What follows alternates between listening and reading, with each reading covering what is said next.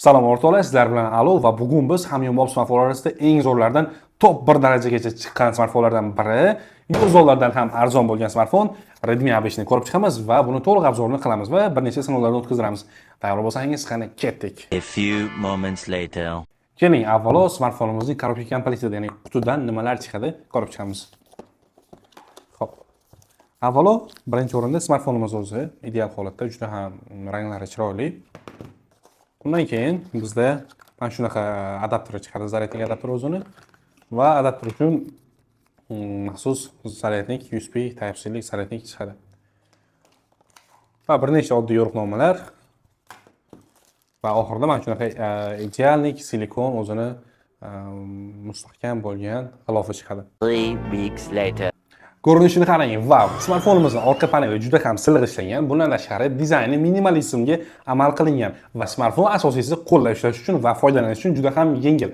Va asosiy jihatlarni, menga yoqqan jihatlardan biri, qancha ushlasam ham barmog'im izim chiqmayapti. Ya'ni smartfon orqa paneli shunaqa idealki, qancha ushlagan taqdirda ham barmoq izi aslo qolmaydi.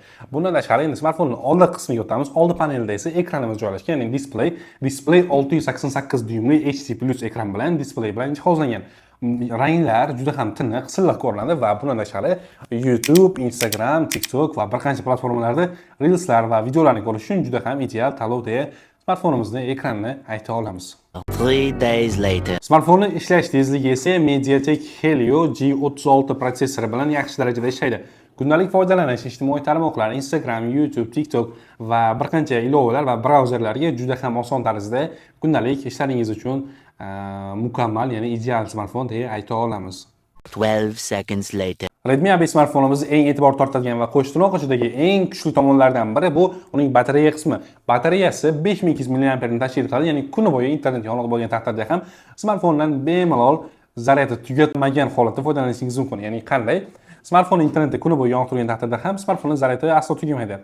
Endi internet yonib turgan taqdirda bir kungacha yetib beradigan bo'lsa, internetsiz, ya'ni internetni o'chiq holatda, ya'ni misol uchun shaxsan men doimiy internetim yonib turmaydi. Misol uchun ishda bo'lganim uchun kerakli vaqtda internetga kirib foydalanaman. Mana shu holatlarda smartfonni o'rtacha 1,5-2 kungacha bemalol batareyasidan foydalanishingiz mumkin degani bu. Juda ham zo'r. Endi keyingi qismni tahlil qilamiz. A few inches later. Keling, o'rtoqlar, endi smartfonimizni kamera xususiyatlarini ko'rib chiqamiz.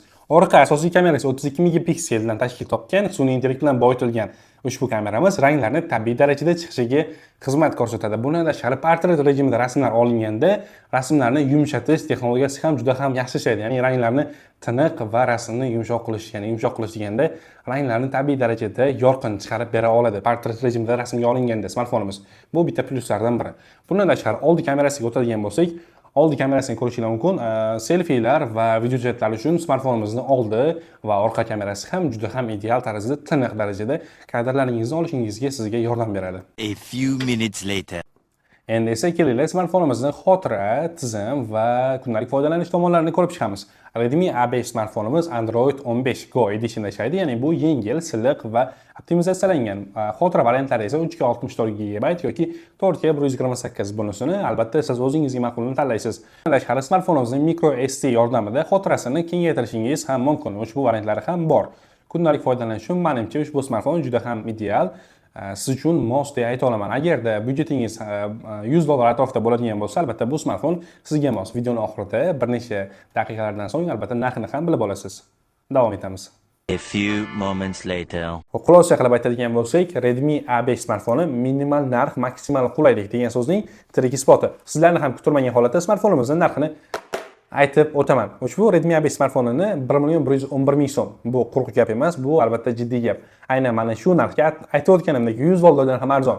Atigi 1,111,000 so'mga hoziroq chegirma narxlarda Alo.uz saytimizga kirib, smartfonni chegirma narxida onlayn buyurtma qilishingiz mumkin yoki mana shu ekrandagi raqamlarimizga qo'ng'iroq qilgan holatda savollaringizni berib, smartfonning boshqa variantlarini ham ko'rishingiz mumkin va buyurtma berishingiz mumkin yoki o'zingizga eng yaqin bo'lgan yangi nomdagi Alo yoki eski avvalgi Evan do'konlariga tashrif buyurib, smartfonni aynan mana shu chegirma narxlarda xarid qilishingiz mumkin. A few minutes later. Agar sizga soddalik, kuchli batareya va mana shunaqa ideal neobichning minimal tarzda ishlangan dizayn kerak bo'ladigan bo'lsa, Redmi A5 aynan siz uchun juda ham ideal tanlov.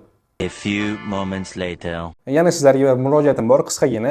Aynan mana shu obzorni ko'rayotgan bo'lsangiz, aynan mana shu daqiqalarda kommentlarga o'tib, videoga like bosmagan bo'lsangiz like bosing, kommentlarga o'ting-da, videoni qanday tarzda yana qo'shimcha obzorlar qilaylik. Masalan, biror bir o'yinni ustanovka qilaylikmi yoki PUBG qo'shimcha bir qancha dasturlarni o'rnatib sinab ko'raylikmi? Bugundan keyingi obzorlarimizda yoki qaysi smartfonlarni obzor qilaylik. Albatta, ularning barcha fikringizni, taassurotlaringizni, videodan olgan foydangiz, qanaqadir o'zingizni ijobiy yoki qo'pol qilayotganda negativ fikrlaringiz bo'lsa, albatta izohlarimiz har doim siz uchun ochiq.